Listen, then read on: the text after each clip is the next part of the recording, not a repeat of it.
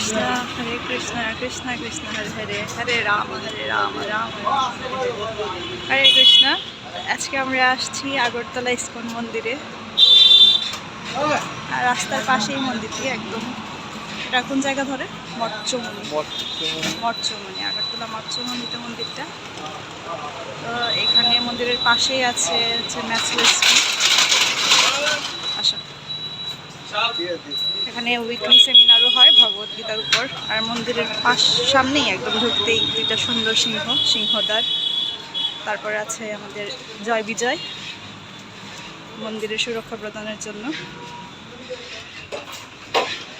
এই হচ্ছে জগন্নাথ, বলদেব, সুভদ্রা মহারানী।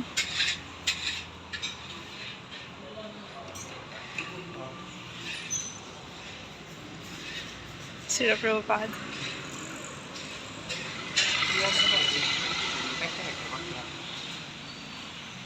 এইদিকে আছে কলিযুগে যে আমাদের,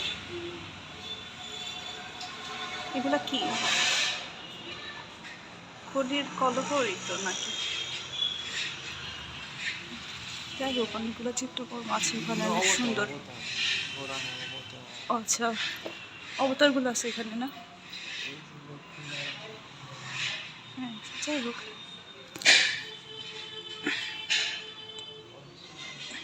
মন্দিরের পেছনের দিকেও জায়গা আছে।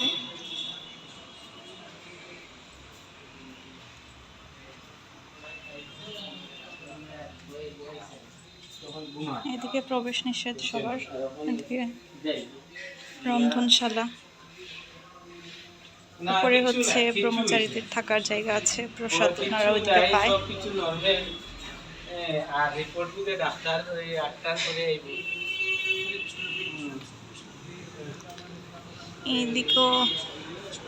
এদিকে আগে রেস্টুরেন্ট ছিল, এখন আছে কিনা আমি আসলে জানি না। এদিকে কি রেস্টুরেন্ট আছে এখন? যে ভক্তরা থাকে আর কি এদিকে। আর এই রাস্তাটা দিয়ে আসা যায়, পিছনের রাস্তা দিয়ে।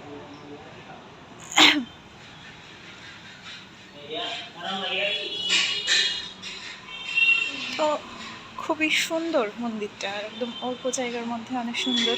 আর এটার যে বাইরের যে কারুকাজ অনেক সুন্দর, মনোমুগ্ধকর। খুব ভালো লাগছে, অনেকদিন পর আসলাম আবার আগরতলা মন্দিরে।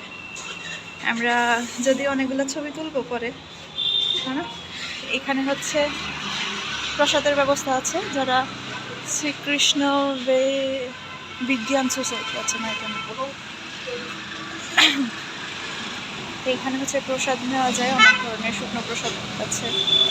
আর কেউ যদি মন্দিরে প্রসাদ পেতে চান, অবশ্যই টাইম টু টাইম আসতে হবে। টাইম ছাড়া এখানে অন্য প্রসাদ পাওয়াটা অনেক টাফ।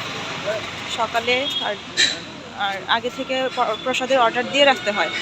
তো আমরা এখন দুপুরের প্রসাদের কুপন নিয়েছি দুপুরের প্রসাদ পাওয়ার জন্য, এখন অর্ডার দিয়ে গিয়েছি। তো দুপুরে আমরা প্রসাদ পাবো আশা করছি।